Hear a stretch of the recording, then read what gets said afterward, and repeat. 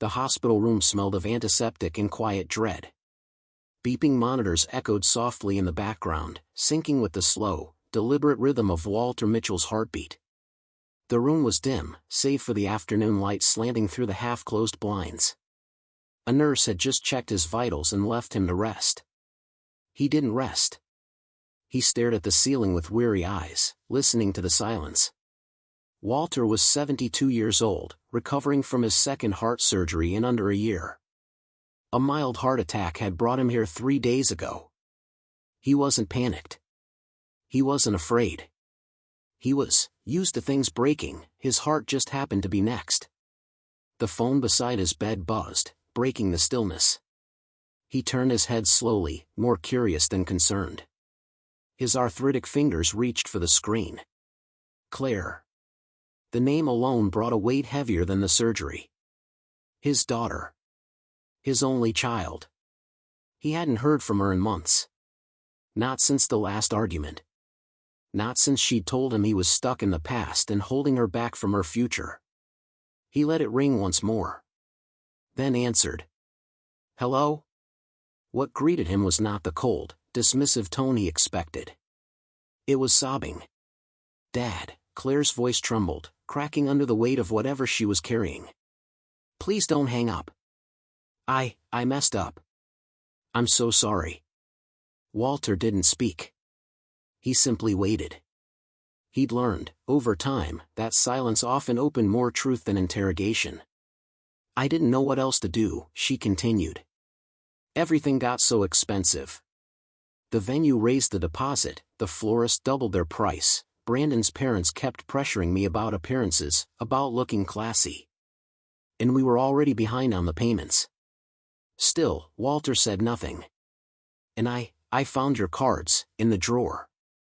The ones you told me never to touch. Her voice cracked again. I know you trusted me.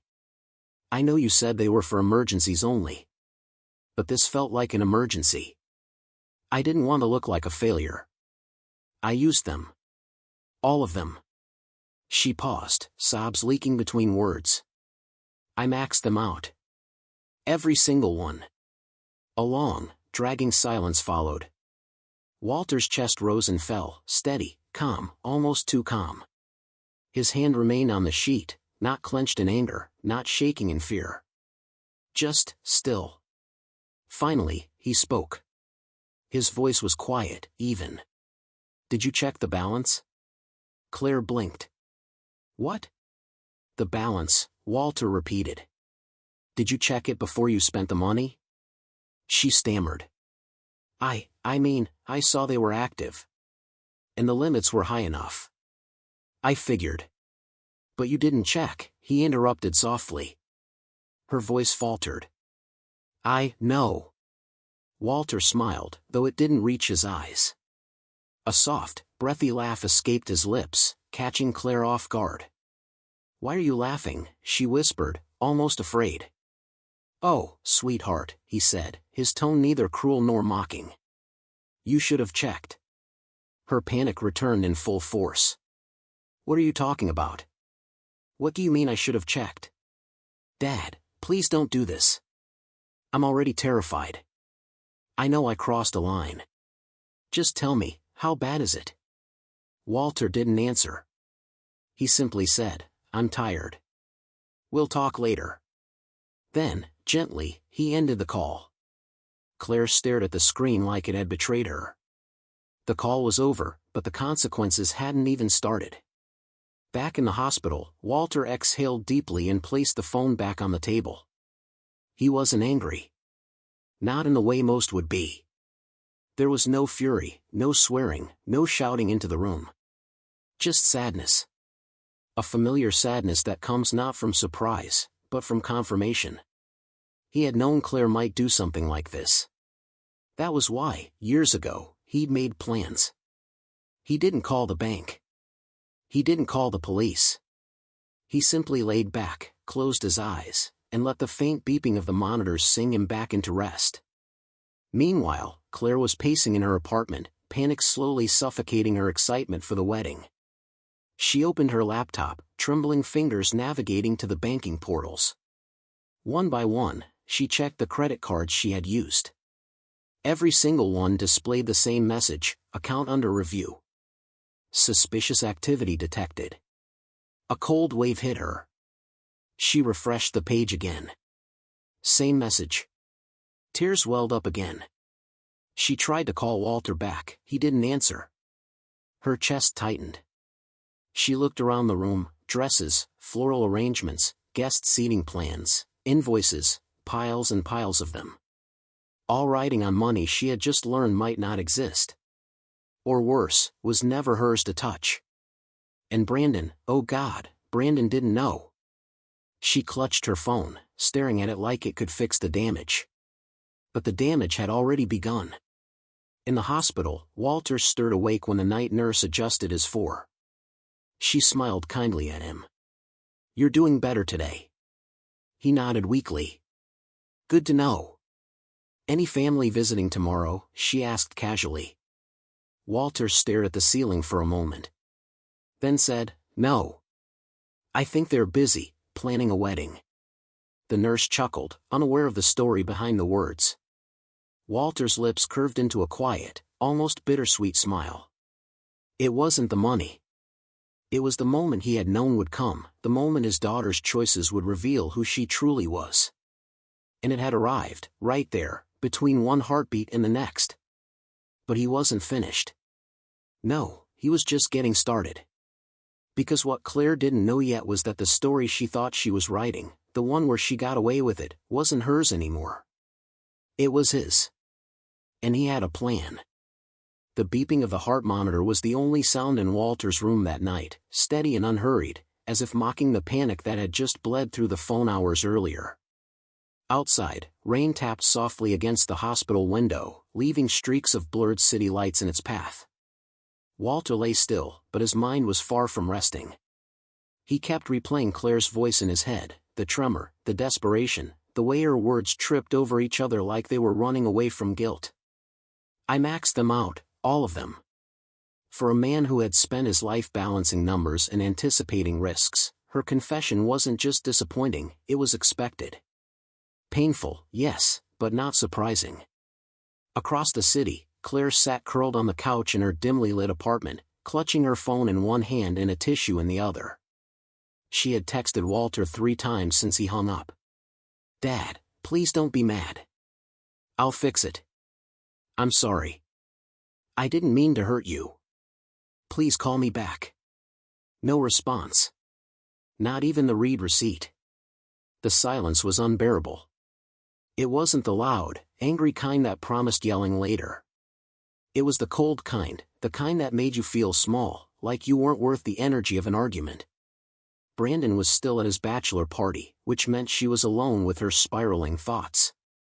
Every time she glanced at the stack of wedding invoices on the coffee table, her chest tightened. By morning, Walter had been moved from ICU to a quieter recovery room. His vitals had improved, but the quiet around him felt heavier. The nurse brought him breakfast, setting the tray on the rolling table in front of him. "Your daughter called the nurse's desk last night," she said casually. Walter's fork froze midair. "What did she say?" "She asked if you were awake. When we said you were resting, she told us to let you know she'd call later."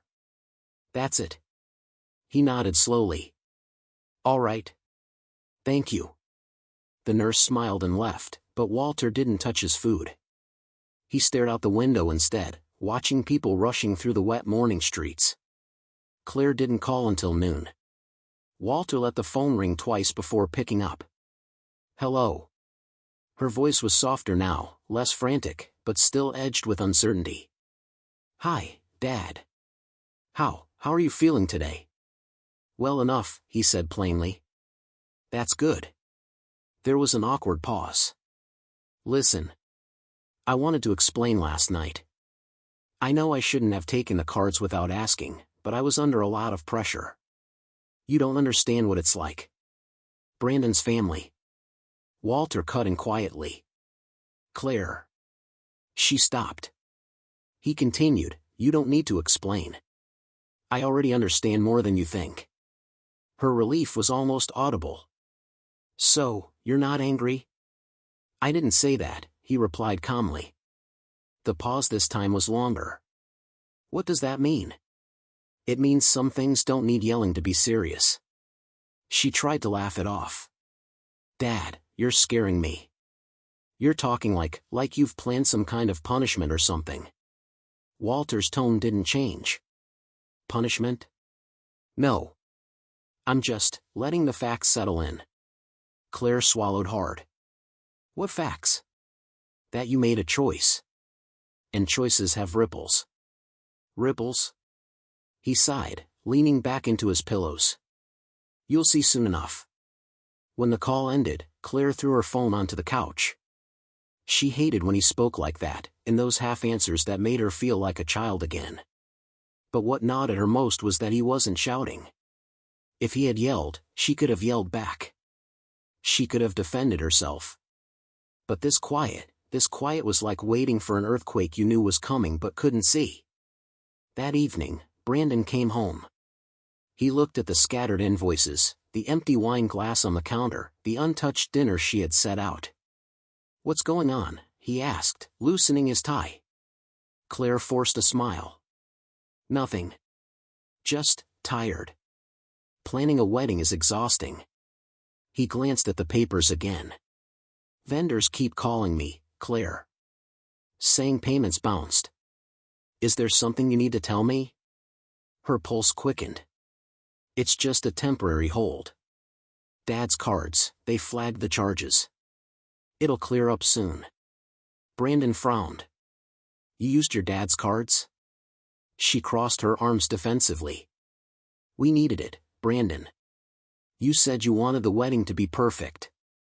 You wanted the premium package, the open bar, the fireworks. How was I supposed to? I didn't tell you to steal from your father, he snapped.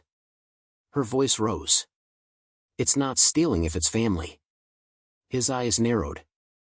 That's exactly what stealing is. Back in the hospital, Walter sat with a legal pad, jotting down notes in neat, precise handwriting. It wasn't about the money, it never had been. It was about the lesson. He thought of Margaret, his late wife, and how she had always believed that protecting someone sometimes meant letting them fall, hard enough to remember it forever. Walter had decided something that morning, as the rain streaked the window, Claire would learn. Not through anger, not through yelling, but through reality itself. The next day, the bank calls started. Not to Walter, but to Claire. And every single one began the same way. Ma'am, we need to confirm some suspicious activity on these accounts. Are you the authorized user? Each time, Claire's stomach dropped. She tried calling Walter again that night. He answered on the third ring. Dad, please, just tell me.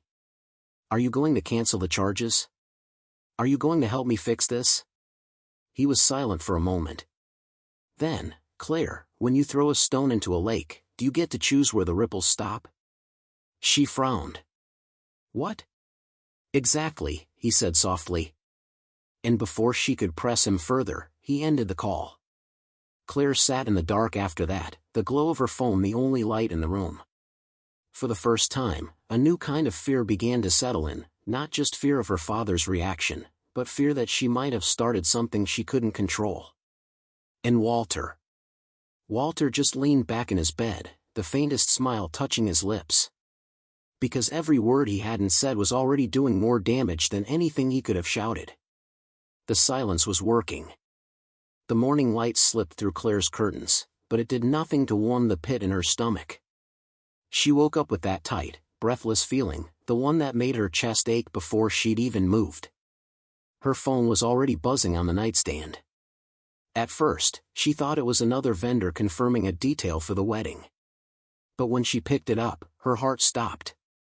Unknown number, Bank Security Department. She swiped to answer, her voice shaky. Hello? Good morning, Ms. Mitchell, a polite female voice said. This is Jennifer from Cardholder Services. We're calling to verify recent transactions on your account ending in 9431. Are you the authorized user on this account? Claire hesitated. Yes. My father gave me permission. There was a pause on the line, followed by a change in tone, polite, but sharper. "Do you have that permission in writing?" Claire's throat went dry. "No, but..." "Unfortunately, without documented authorization, these transactions will remain under review. I'll need to inform you that your account has been temporarily suspended pending investigation." "What?" Claire's voice cracked. "You can't, this is my father's account. He's in the hospital. We're planning my wedding." "I understand, ma'am," Jennifer interrupted. "But until the account holder confirms, we cannot reinstate access." The line went dead a moment later, leaving Claire frozen in her bed, the dial tone ringing in her ears. She dragged herself into the kitchen, still in pajamas, her hair unbrushed, hands shaking as she made coffee she wouldn't drink. The phone rang again. This time, it was the florist. "Claire, we can't move forward with your order unless the final payment clears today," the woman said briskly. "It will," Claire lied. "It's just a bank error. I'll handle it." She hung up before the florist could argue. Not 5 minutes later, the photographer called. Then the caterer. Each conversation ended the same: no payment, no service. By the time Brandon walked into the living room, Claire was surrounded by open invoices, her laptop glowing with red payment failed notices, and her coffee untouched. "What's going on now?" he asked, suspicion dripping from his tone. "It's the bank," she snapped, rubbing her forehead. "They froze Dad's cards. They're saying they need him to confirm, but he's still in the hospital in." "Have you asked him to call them?" Claire went quiet. Brandon raised an eyebrow. "You haven't, have you?"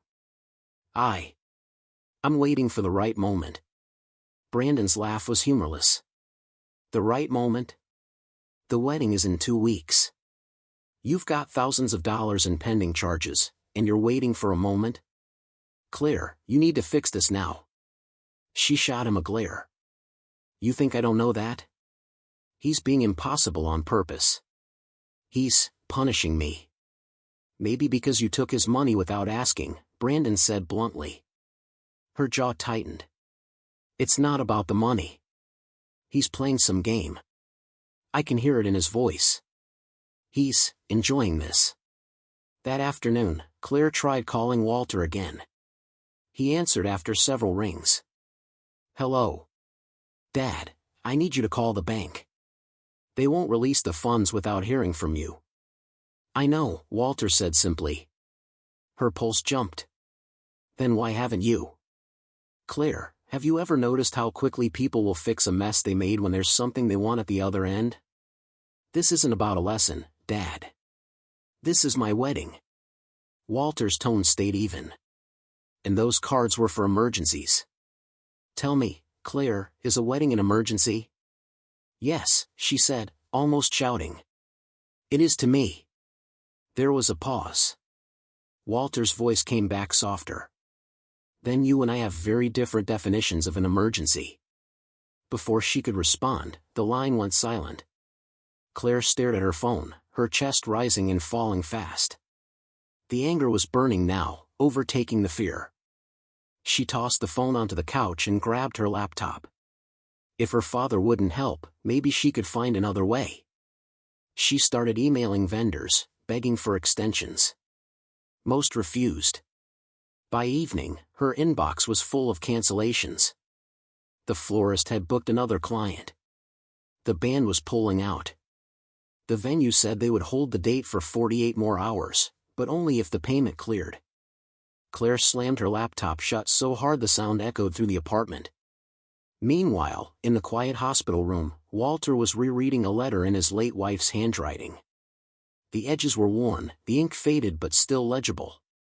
It was a letter Margaret had written to Claire on her 16th birthday, a letter Walter had found tucked in an old photo album after Margaret passed. The last line of that letter read, "Love is never proven by what you take, but by what you're willing to give without expecting anything back." Walter folded the paper carefully and put it away. His plan was unfolding exactly as he expected. Late that night, Brandon returned from a meeting with his groomsmen. He found Claire sitting on the couch in the dark, staring at the floor. Did you talk to your dad? He asked. Yes, she said flatly. And? He's not going to help. Brandon's jaw tightened. Then we need to scale back the wedding. Claire's head snapped up. No. I'm not downgrading my wedding because my father wants to play moral games. Claire. No, she shouted, standing abruptly. I have worked too hard for this. I am not letting him humiliate me. Her voice was shaking now, not from anger, but from something darker, desperation. In that moment, she wasn't thinking about consequences. She was thinking about the one thing she had always feared most, being seen as less than perfect. And she was ready to do whatever it took to avoid that. Even if it meant crossing a line she couldn't uncross. Back in the hospital, Walter adjusted his pillow and closed his eyes. He could almost feel the ripple of her next decision before she made it. And he knew. The deeper she went, the harder the fall would be. The next morning, Claire sat at her small kitchen table with a cold cup of coffee, staring at the mess in front of her. Invoices spread like a deck of oversized cards, each one stamped with some variation of past due or payment required immediately. Her phone screen was littered with unanswered calls from vendors, each voicemail more urgent than the last. The florist's voice had gone from cheerful to irritated. The photographer's tone was clipped, almost impatient. The caterer had stopped asking politely and started warning about forfeited deposits.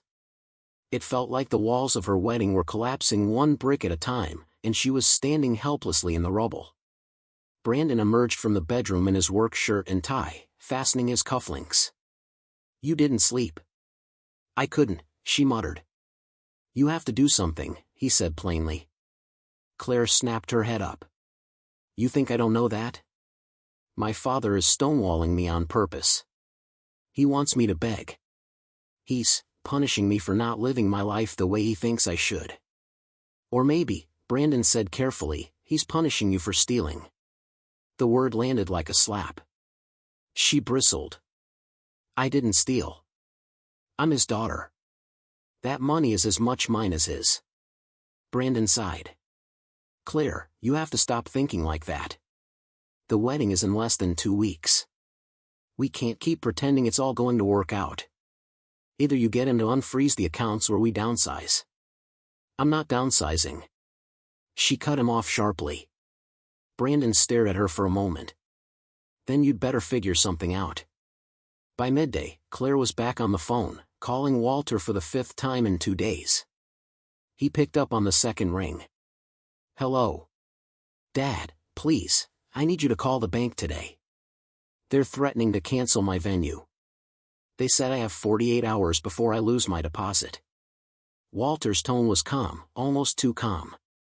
And what lesson will you take away if I do that for you? She almost shouted. Lesson? Dad, this isn't a joke. This is my wedding. I told you before, he replied softly, emergencies look different to different people. You see a wedding. I see a debt you can't repay, not in money, but in trust. Claire's breathing quickened. You're enjoying this, aren't you? There was a pause. Then, no. But I'm letting it play out.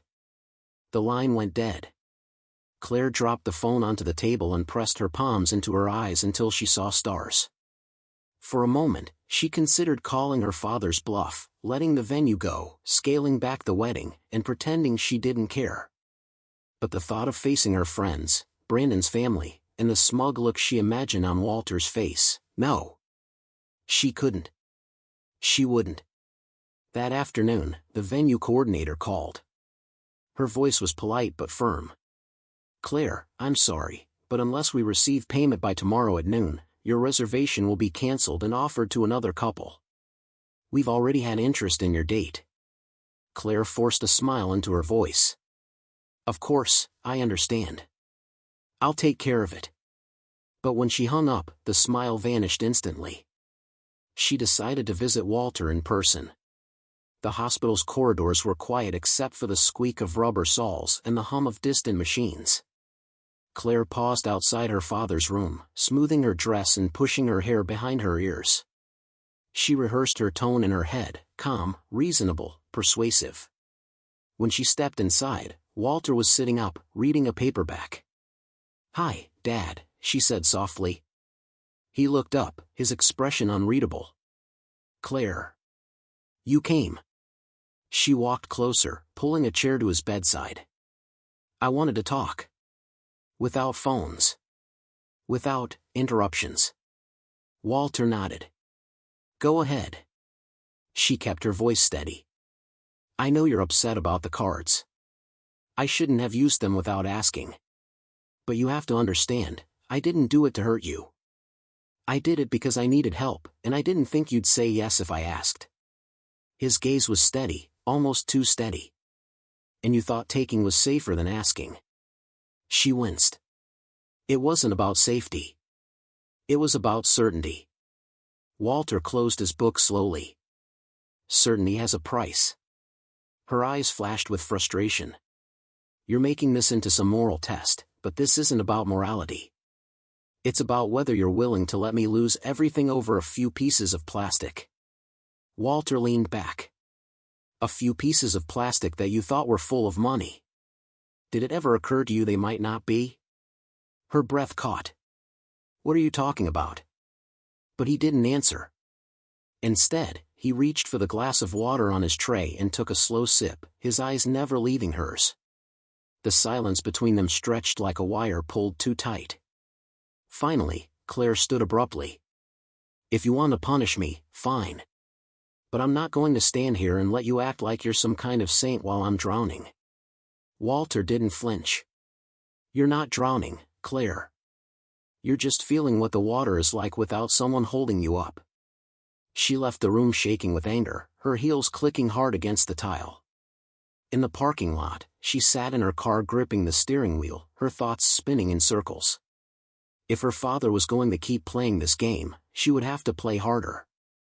She didn't realize it yet, but the next step she was about to take would lock her into a course she couldn't reverse. And Walter was already 3 steps ahead. Claire drove home from the hospital with the radio off, her knuckles white around the steering wheel. She kept replaying her father's words in her mind. "Did it ever occur to you they might not be?" That line clung to her like a thorn. What did he mean? The cards worked. She'd swiped them, the transactions had gone through. The vendors had confirmed bookings. She had the receipts, at least, she thought she did. But now the accounts were frozen, the payments canceled, and her father was sitting in a hospital bed acting like he'd just watched a chess game play out exactly the way he predicted. It made her skin crawl.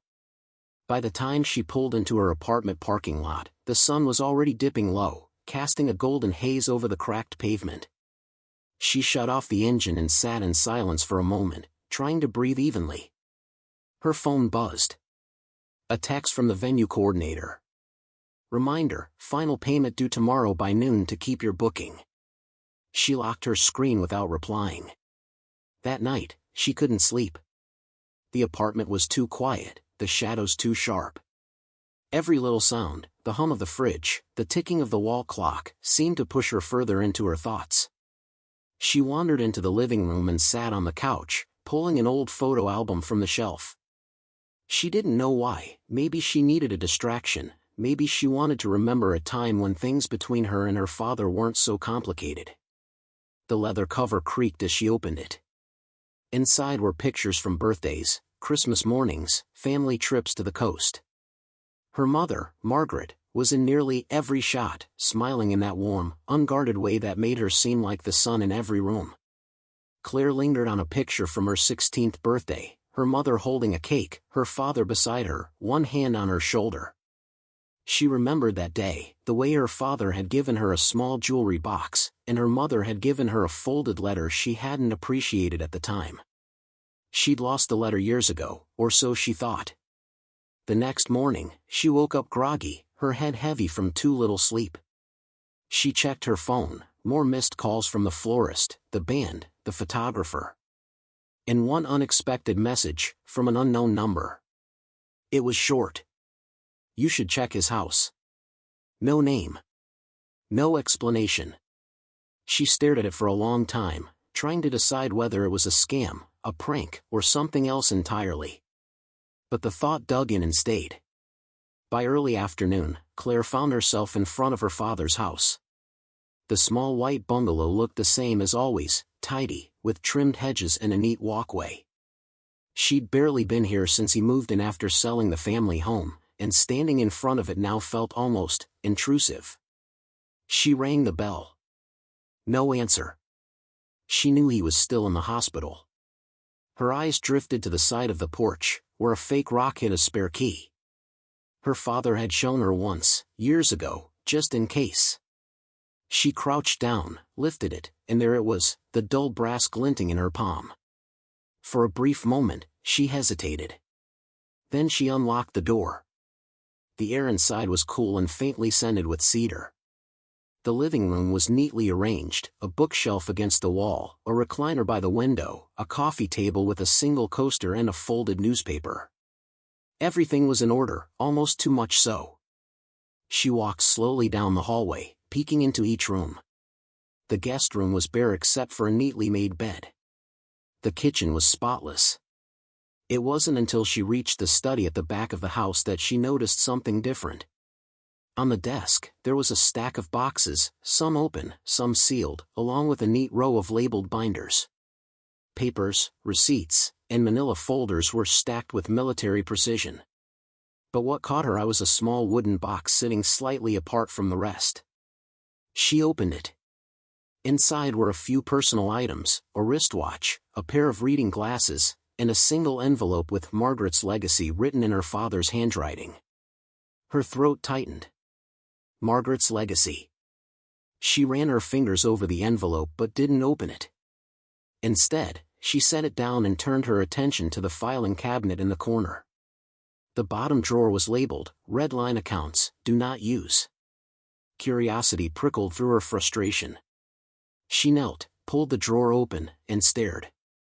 Inside were several credit cards, all the same ones she had used, neatly arranged in plastic sleeves, each with a handwritten note. Some had amounts scribbled on them, others just said decoy. Her pulse quickened. She pulled one out, the silver card ending in 9431. The note attached read, "Prepaid, fraud watch." She pulled another, same note. Her stomach dropped. She had thought these cards were his real accounts. She had thought she'd accessed his actual funds. But if these were prepaid, then... The realization hit her like a bucket of ice water. She hadn't taken his money. She'd walked straight into some kind of trap. She sat back on the floor, her mind racing. Why would he do this? Was he testing her? Setting her up? She looked around the study again and noticed a locked metal box on the top shelf. She reached up and pulled it down. It was heavier than it looked. She shook it gently, something inside shifted. There was no key in sight. She almost put it back, but the part of her that hated being left out of a secret wouldn't let it go. Back at the hospital, Walter was sitting up in bed, sipping tea when his phone buzzed. He looked at the caller ID, but didn't answer. Instead, he smiled faintly and set it aside. He already knew who had been in his house. Claire drove home with the Red Line Accounts note replaying in her head over and over. She couldn't shake the feeling that her father was steps ahead, like he'd been preparing for this exact moment for years. And maybe he had. That night, she lay awake staring at the ceiling, Margaret's legacy envelope still in her purse. She hadn't opened it. She told herself it was because she didn't care. But the truth was, she was afraid. Because something told her that whatever was inside might change everything, and not in her favor. Claire lay on her bed staring at the ceiling, the dim glow of the street lamp outside throwing slanted shadows across her walls. The apartment was silent except for the occasional creak of the pipes. The envelope in her purse felt heavier than it should, like it was made of stone instead of paper. She'd put it there hours ago after finding it in her father's study, telling herself she'd look at it later. But later had stretched into the night. She sat up suddenly, the decision made before she'd even realized it. She padded barefoot to the kitchen, flicked on the dim light over the stove, and pulled the envelope from her bag. Her father's handwriting stared back at her, Margaret's legacy. She slid her thumb under the flap and hesitated. There was something almost sacred about it. Her mother had been gone for more than a decade, but the mention of her name still had the power to make Claire's chest ache. Finally, she opened it. Inside was a single folded letter. The paper was slightly yellowed, the edges soft from age. Claire unfolded it slowly. It began in her mother's neat, slanted handwriting. My darling Claire. If you're reading this, I'm not there to see the woman you've become. But I want you to know something important, not about money, but about love and trust. Claire swallowed hard and kept reading.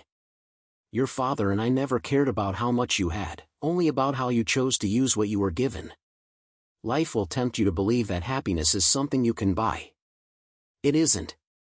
And one day, you might be given a choice, to take something because you can, or to wait and earn it. I hope you choose the latter. Her mother's words blurred as tears welled in her eyes. If you don't, you might still get what you want, but you'll lose something far more precious. People's trust is like glass, once shattered, it's never quite the same. At the bottom, in smaller handwriting, her mother had added. If your father is still alive when you read this, know that he loves you enough to let you learn the hard way if you have to. That is his gift to you, as much as mine was always to protect you. Claire set the letter down, her hands trembling. She didn't want to admit it, but she felt a pull in her chest, a recognition she hated. Because the choice her mother had written about? She'd already made it. And she'd chosen wrong. The next day, Claire went to the hospital again, the letter tucked in her purse. She walked down the hallway toward her father's room, her heels clicking softly on the tile. When she stepped inside, Walter was sitting upright, reading the same paperback she'd seen before. He looked up at her calmly. You've been to the house, he said. Her heart skipped. How do you? I know you, Claire. You're too curious to stay away when you think I'm hiding something. She took the chair beside his bed. I found the envelope. He closed his book and rested it on his lap. And? It was from Mom. Yes. She said you'd let me learn the hard way if I had to. Walter nodded once, his face unreadable. She knew you. Claire's voice rose. So this is some big moral lesson? That's what all of this is about. You're letting me destroy my own wedding to prove a point. Walter's tone didn't waver. You're letting yourself destroy it. I'm just not stopping you. She stared at him, her throat tightening. You're unbelievable. And yet, he said softly, I'm the one who still loves you enough to be here when it's over.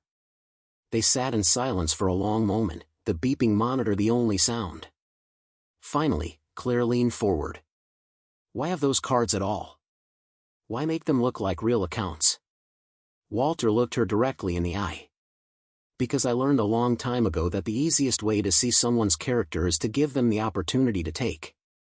The people you can trust never will. Her pulse quickened. So this was all a trap? A safeguard, he corrected. For you. For me. For anyone who might mistake my silence for weakness. Claire stood abruptly, the chair legs scraping against the floor. I don't need a lecture. I need my wedding paid for. Walter leaned back. Then you need to find another way. You've made sure the cards won't give you that. Her voice broke into a shout. You're ruining my life. Walter didn't even raise his voice. No, Claire. I'm giving you a chance to save it before you ruin it yourself. She stormed out, the letter burning in her purse like it was made of fire.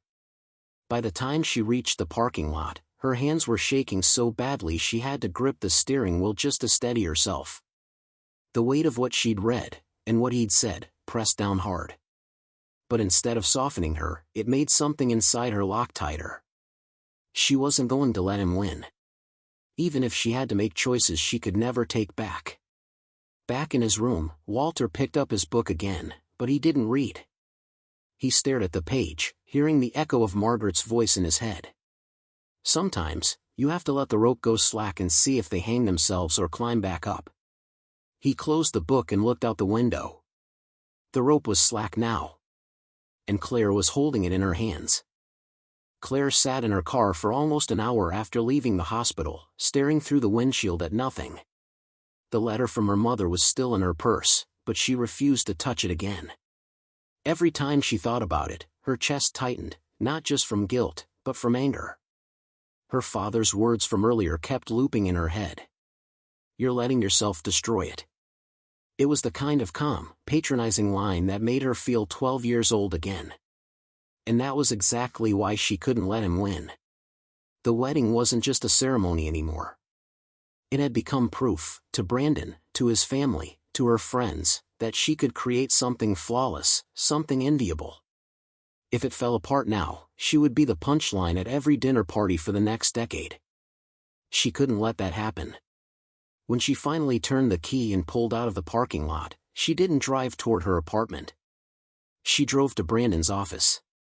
He looked up from his desk when she walked in, his expression guarded. "What's wrong now?" She closed the door behind her. "I've been thinking. If Dad won't unfreeze the accounts, there's still time to get the money another way." Brandon frowned. "What other way?" "We take out a short-term loan. Just enough to pay the vendors. After the wedding, we sell the condo and pay it back." He leaned back in his chair, studying her. "Claire, you're talking about going into debt for one day. You realize how insane that sounds, right?" "It's not just one day," she snapped. "It's my reputation. It's everything we've planned for.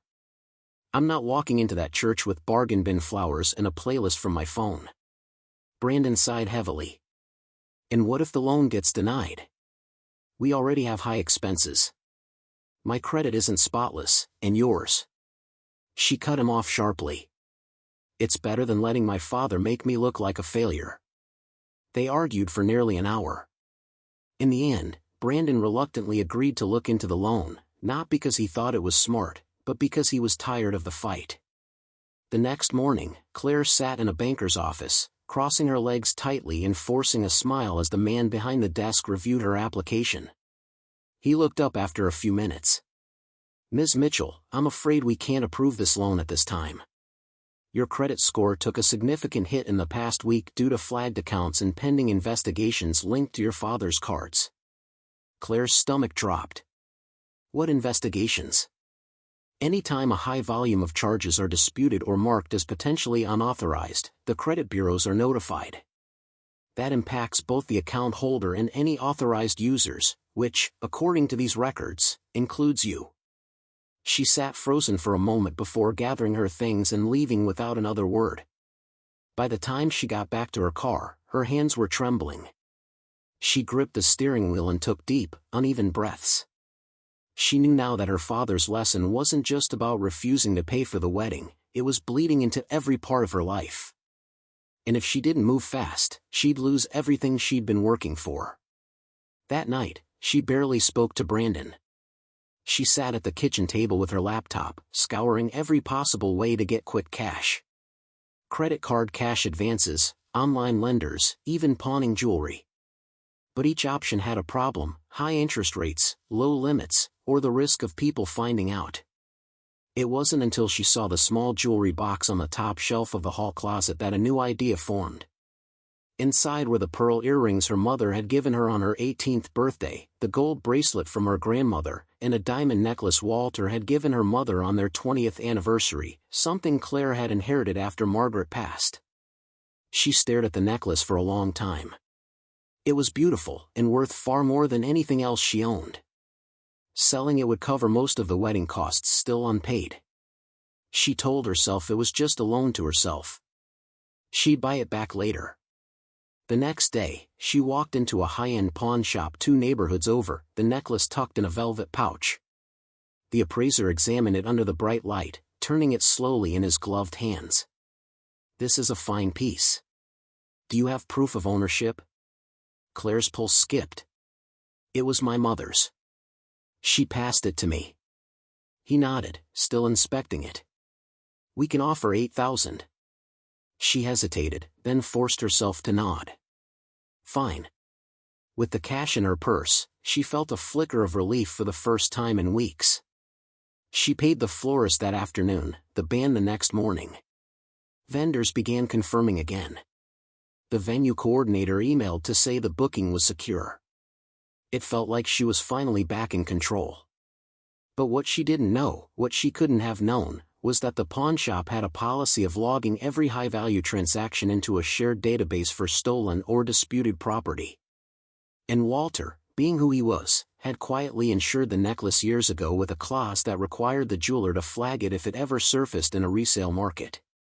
By the time Claire was enjoying her small victory, the flag had already gone out. 2 days later, Walter sat in his hospital bed, his phone in hand, reading an email from his insurance company. Subject: high-value item alert, necklace matched to Mitchell estate. He closed the email slowly, setting the phone down on the bedside table. He didn't smile. He didn't frown. He just knew the rope he'd let go slack was tightening around her wrists. Meanwhile, Claire was at a cafe with her maid of honor, sipping an iced latte and pretending not to feel the constant buzz of her phone in her bag. She'd been ignoring unknown numbers all day, she couldn't handle another vendor call.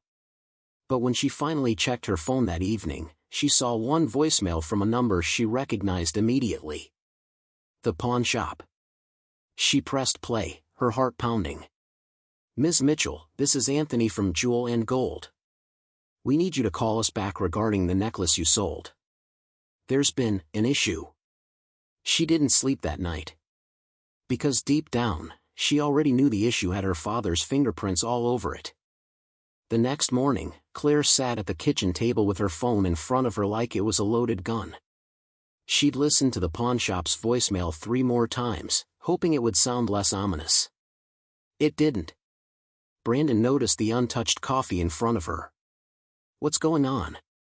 You've been staring at that thing for 20 minutes. She didn't look up. The pawnshop called. His brow furrowed. "Pawnshop? For what?" Claire hesitated, then said, "I sold Mom's necklace. I needed the money to cover the wedding payments." The silence that followed was sharp. "You pawned your mother's necklace?" "It's not like I threw it away," she snapped. "I can buy it back after the wedding." Brandon shook his head. "Claire, you're spiraling. First your dad's cards, now this? What happens when?" Her phone started ringing, the pawnshop's number flashing across the screen. She snatched it up. "Hello?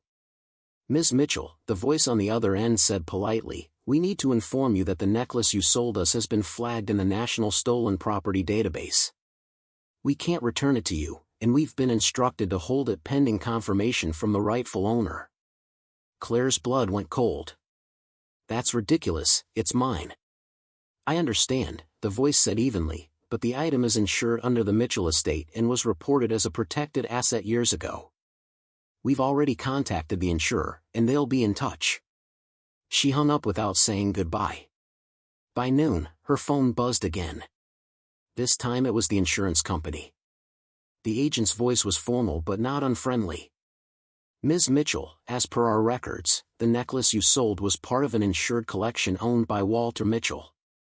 Only the listed policyholder can authorize its sale. You are not on the policy. We'll need you to provide documentation proving legal ownership if you wish to dispute this." Claire's stomach churned. "And if I can't?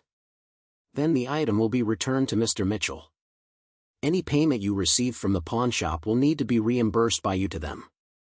She hung up slowly, the words settling like cement in her gut.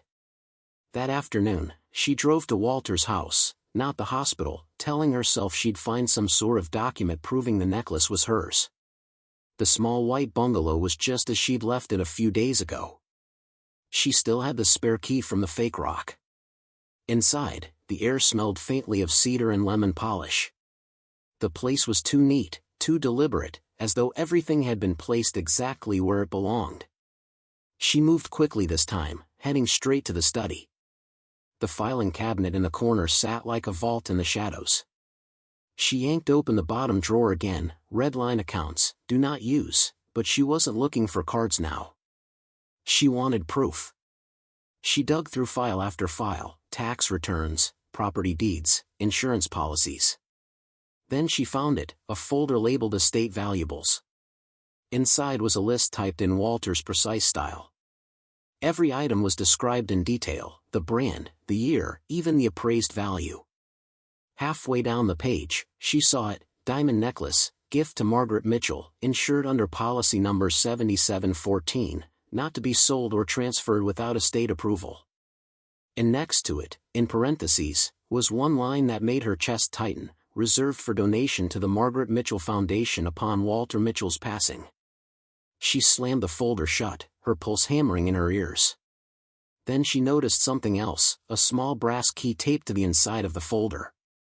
She peeled it off and glanced toward the top shelf of the study closet. The locked metal box she'd found last time was still there. Balancing on a chair, she pulled it down, the weight almost making her drop it. The key slid into the lock perfectly. Inside was a stack of envelopes, each one labeled with a name. Most were people she didn't know. But the one on top stopped her cold. Claire, do not open until instructed. Her hands shook as she tore it open. Inside was a single sheet of paper, handwritten in her father's blocky script. Claire, if you're reading this without my permission, you've proven exactly why this letter exists. You think you're owed everything I have simply because you share my name. You're not. The only thing you've inherited from me is a chance to change before you lose everything worth keeping. I've left you enough rope. What you do with it is up to you. Her grip tightened on the page until it crumpled. She was so focused on the letter she almost didn't hear the faint click of a camera shutter. Her head snapped up.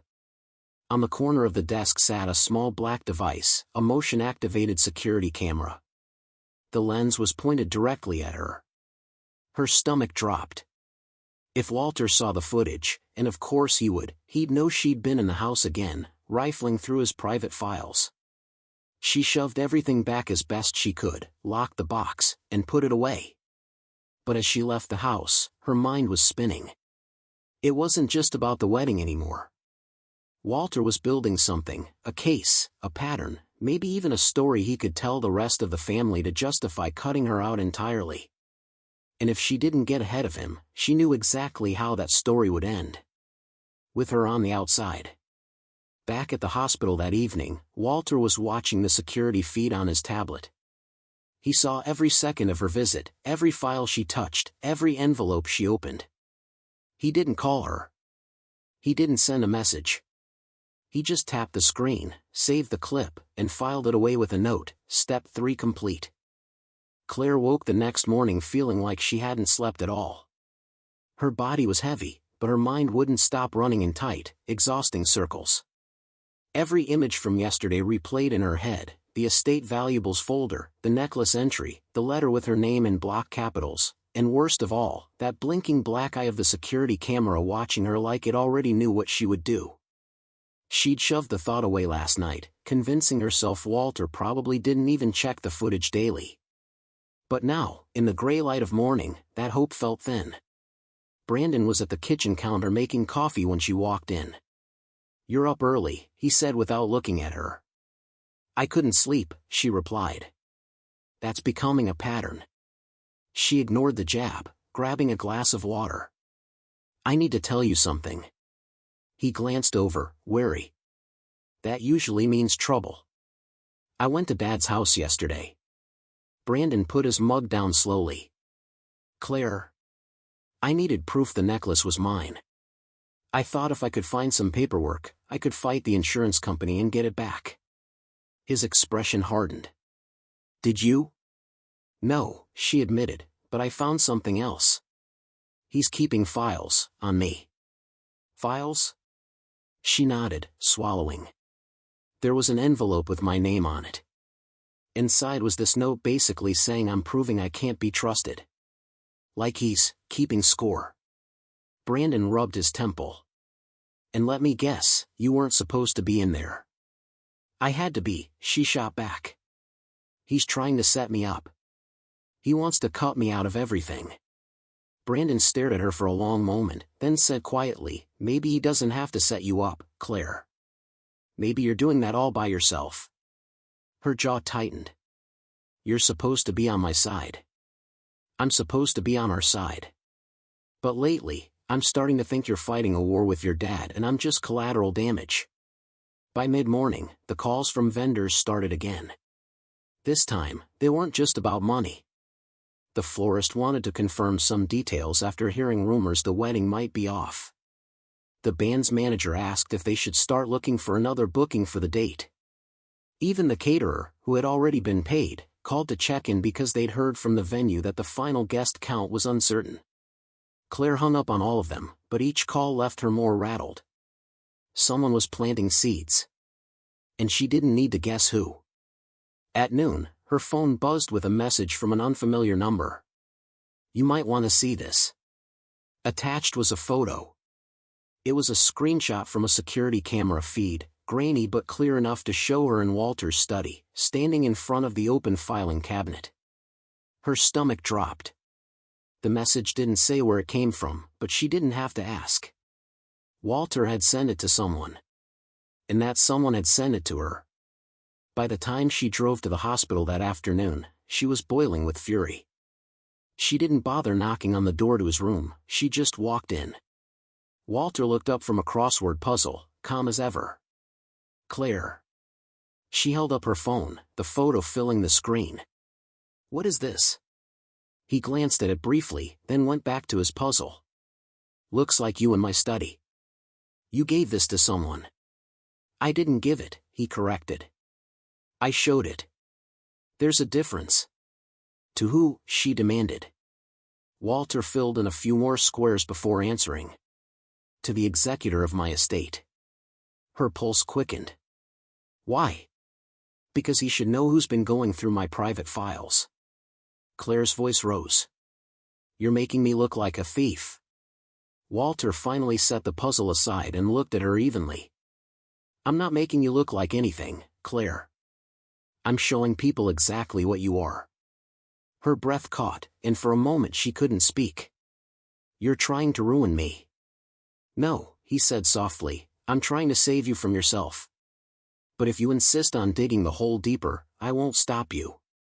She left his room trembling, feeling the eyes of a nurse follow her as she passed. She knew how this looked from the outside, the estranged daughter, showing up angry, causing scenes, while the frail father lay recovering from surgery. And that was the worst part.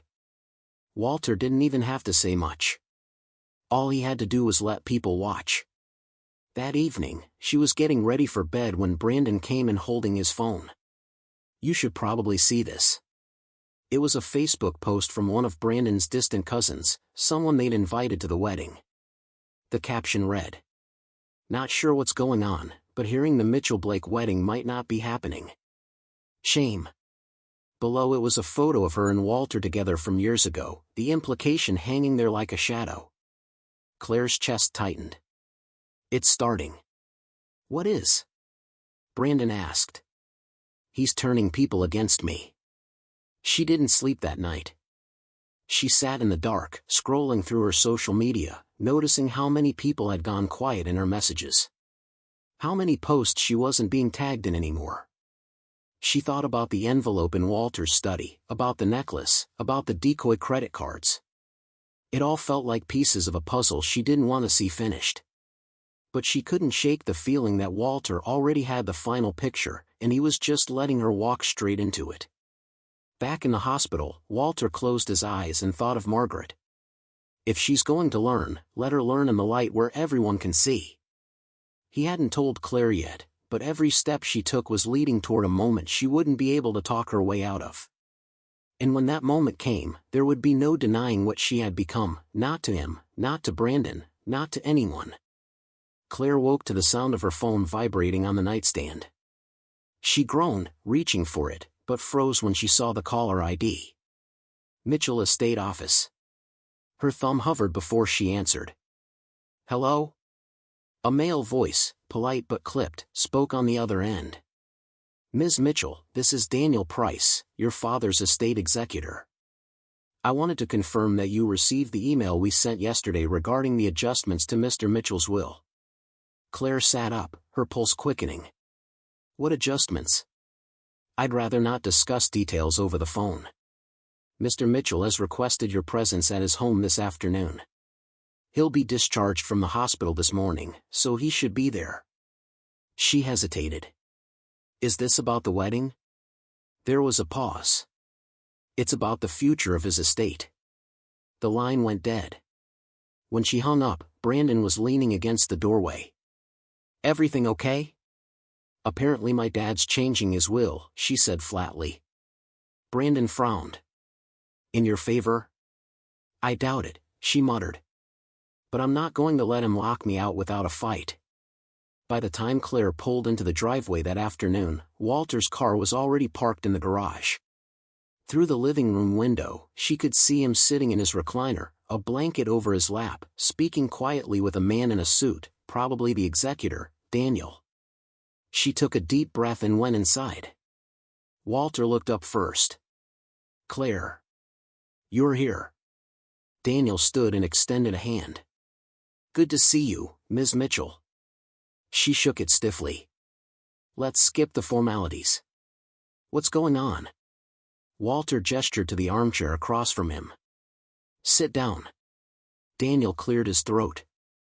Mr. Mitchell has decided to make certain clarifications to his estate plan. After recent events, he wants to ensure that specific items and accounts are handled according to his wishes. Claire folded her arms. And what does that mean for me? Walter's gaze was steady. It means some things I once intended for you are going elsewhere. Her chest tightened. Because of the cards? Because of the choices, Walter said simply. The cards were just one of them. Daniel stepped in. To be clear, Ms. Mitchell, you are still a beneficiary. But certain high-value assets, including the insured jewelry collection and several financial accounts, will now be redirected to charitable organizations. Claire felt heat rising in her face. You can't just. I can, Walter interrupted. And I have. For a moment, the room was silent except for the faint ticking of the grandfather clock. Claire leaned forward. So this is it? You're just cutting me out and giving everything to strangers? Walter's voice softened. Not strangers. People your mother cared about. Causes she believed in. Things that won't be pawned when life gets inconvenient. The words hit like a slap. She stood abruptly. You think you're so righteous, sitting there deciding who deserves what. Well, guess what, Dad? When you're gone, none of this will matter. I'll still be your only daughter. People will expect it to come to me. Walter didn't flinch. People's expectations aren't my responsibility. And they certainly aren't yours to weaponize. Daniel shifted uncomfortably. Perhaps we should. But Walter raised a hand. No, she needs to hear this. Claire, I've watched you fight for this wedding like it's life or death, but you haven't fought for a single relationship in your life, not with me, not with your mother when she was alive, and not even with Brandon if you're honest with yourself. You fought for things. For appearances. And things fade. Her throat felt tight. You're trying to humiliate me before my own wedding. No, Walter said calmly. I'm trying to make sure the day you stand at that altar, you know the difference between building a life and buying one. Claire clenched her fists. You think you've won, but you haven't. I'll figure something out. I always do. Walter just gave a faint, almost sad smile. That's what I'm afraid of. Daniel began packing up his papers. I'll send over the updated documents tomorrow for your signature, Walter. Claire didn't wait for him to leave. She stormed out the front door, slamming it hard enough to rattle the glass. Walter leaned back in his recliner, the conversation still hanging in the air. He glanced at the small wooden box on the side table, the one labeled Margaret's Legacy. His hand rested on it for a moment, then moved away. Daniel glanced at it too. She's not going to take this well. She's not supposed to, Walter said. If she did, it would mean I hadn't done my job. Outside, Claire sat in her car gripping the steering wheel. Her reflection in the rearview mirror looked pale, almost unfamiliar. If Walter wanted to take things away from her, fine. But she'd find another way to get what she needed. She always did. And if that meant digging deeper into his life, into his secrets, then so be it. She put the car in gear, a plan already forming, reckless, risky, but one she convinced herself was necessary. Because if Walter thought she'd walk away empty-handed, he was dead wrong. Back inside, Walter closed his eyes, feeling the exhaustion from the day settle into his bones. But he also felt something else, the certainty that the final stage of his plan was coming. He'd left certain truths sitting right there in plain sight, knowing she wouldn't be able to resist looking. And when she did, that would be the endgame. The next morning, Claire sat at the kitchen table in her robe, hair unbrushed, staring at a blank page in her planner. Her wedding day was 12 days away. 12 days to somehow reclaim control. The problem wasn't just the money anymore, it was the whispers. The sideways looks from friends, the calls that went unanswered, the vendors suddenly double-checking if she could still meet her commitments. It felt like her father was tightening a noose around her reputation, and the more she struggled, the more tangled she became. Brandon came into the kitchen, adjusting his tie. "You should let this go," he said quietly. Claire looked up sharply. "Let what go?" "This war with your dad. It's making you reckless. You're hurting yourself more than he's hurting you."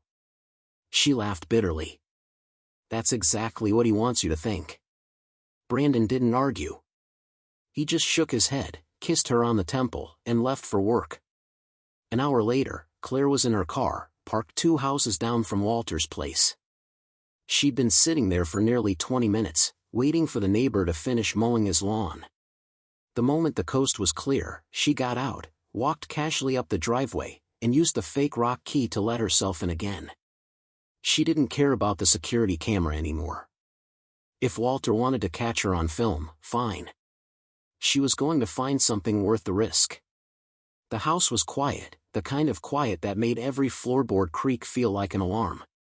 She moved quickly down the hall to the study, the same place she'd found the estate valuables folder before. She yanked open drawers, flipped through binders, pulled down boxes from the shelves. Nothing. Then she remembered the small wooden box on his side table, the one labeled Margaret's Legacy. She'd seen him touch it when she was there with Daniel. It wasn't in the study. That meant it was probably in his bedroom. She hesitated outside his bedroom door, her hand on the knob. It felt wrong, more invasive than the study, somehow. But she pushed the thought aside and went in. The wooden box was on the dresser. She picked it up carefully and opened it. Inside was a neat stack of envelopes, each labeled in her father's handwriting, donation receipts, correspondence with charities, and at the bottom, a manila folder marked personal, read only if I am gone. Her heartbeat quickened. She pulled it out and opened it. Inside were typed pages, not legal documents, but something more like a memoir. A record. The first line made her stomach twist. "If my daughter is reading this while I am still alive, then I know she has finally chosen to cross every line I hoped she wouldn't." She skimmed further down, her eyes catching on phrases. "Kept decoy accounts for years. Knew she might test the boundaries. Every transaction documented. Footage archived to protect the estate." The last paragraph stopped her cold. "When the time comes, the truth will not come from me, it will come from the evidence she created herself." A sharp sound made her jump, the creak of the front door opening. She stuffed the folder back into the box and set it down, then hurried to the hall. Walter was standing there, leaning on his cane, his eyes on her. "I was wondering when you'd come back," he said evenly. Claire's throat went dry. I just came to talk." "By going through my bedroom?" She swallowed hard. "I needed answers." Walter moved past her slowly, into the living room. "You already have them. You just don't like what they say." She followed him, her voice rising. "You're destroying my wedding, my reputation, everything. For what? To teach me some twisted moral lesson?" Walter lowered himself into his recliner. "No. I'm protecting what's left of your mother's legacy. And if that means you lose a party you can't afford, so be it. This isn't about Mom, she snapped. It's always been about her, he said softly. About the things she valued that you've forgotten. The words stung more than she wanted to admit. But she didn't back down. You think you're so clever, with your decoy cards and secret cameras. But you're not the only one who can play this game. Walter tilted his head. And what game is that? She forced a cold smile. The one where I take what I need before you have the chance to lock it away. For the first time, his eyes sharpened. Careful, Claire. That's the kind of talk that leaves people with nothing. She turned toward the door. We'll see. When she was gone, Walter leaned back in his chair, his fingers resting lightly on the armrest. He'd heard that tone before, years ago, in a younger Claire, when she didn't get her way. The difference now was that he'd been preparing for it ever since. 2 hours later, Walter made a single phone call. It's time, he said simply. Release it. On the other end, Daniel's voice was calm. Are you sure? I'm sure. She's given us more than enough. That evening, Claire was at home scrolling through her phone when the notifications started popping up. Friends messaging, Claire, is this true? Aunt Melanie texting, call me now. Her stomach knotted as she clicked one of the links. It was a shared online album, dozens of still images from Walter's home security cameras. Each one showed her entering the house, opening drawers, handling files, and in one, holding the velvet pouch that had contained her mother's necklace. The captions were simple: unauthorized access, recorded dates. The album was public. Her phone buzzed again, this time it was the venue coordinator. Claire, we've been forwarded some concerning material. We can't in good faith proceed with the wedding until these matters are resolved. I'm sorry. Claire's legs gave out, and she sank into the couch, the phone sliding from her hand. Back at Walter's house, he sat in his recliner, the room lit only by the fading evening sun. Margaret's photo was on the side table. He looked at it for a long time before speaking quietly into the empty room. She'll either learn from this, or she won't. But now everyone will see the truth for themselves. Claire didn't move for what felt like hours. The glow of her phone lit the coffee table, the public album still open, image after image of her inside Walter's house, each time-stamped, each angle damning. Her chest felt tight, her ears ringing. She imagined the people scrolling through these photos right now, her friends, Brandon's family, maybe even some of the vendors. The captions weren't angry. They didn't accuse. They didn't have to. The implication was already there: she'd been caught taking what wasn't hers. And the worst part? It wasn't a lie. The front door opened, and Brandon walked in. He froze when he saw her, then slowly shut the door behind him. I got the link, he said quietly. She swallowed. Brandon, it's not what it looks like. His expression was unreadable. It looks like you've been sneaking into your dad's house, going through his stuff, and pawning your mom's necklace. I was trying to save the wedding, she blurted. He forced me into a corner, Brandon. You don't understand how. No, he cut her off. I understand perfectly. You were willing to cross every line for this wedding. For yourself. Not for us. Not for me. Her voice cracked. That's not fair. It's the only thing that's fair, he said. Because this, he gestured vaguely toward her phone, this isn't who I want to marry. The silence stretched, heavy and final. Brandon's next words were soft, but they hit harder than any shout. I'm calling the venue tomorrow. We're canceling. She stared at him, stunned. You can't. I can, he said, his voice firm. And I will. He went into the bedroom, leaving her sitting on the couch in a silence that felt colder than any winter night.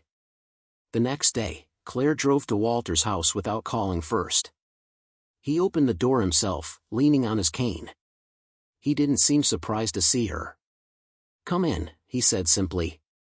She stepped inside, the familiar cedar scent wrapping around her like an accusation. They sat opposite each other in the living room. I guess you're happy, she said bitterly. You got what you wanted. The wedding's off. Everyone thinks I'm a thief. Congratulations. Walter studied her for a long moment. You think that's what I wanted? Her voice wavered. Isn't it? No, he said quietly. What I wanted was for you to stop before you burned everything down. But you didn't. You kept going. You gave me no choice but to let people see for themselves. She looked away, unable to meet his eyes. So now what? You cut me out completely? Walter leaned forward slightly. That depends on you. You can keep blaming me, or you can take a long, hard look at the choices that got you here. The rope I gave you was never meant to hang you, Claire. It was meant to see if you'd climb back up. You didn't. Her throat tightened.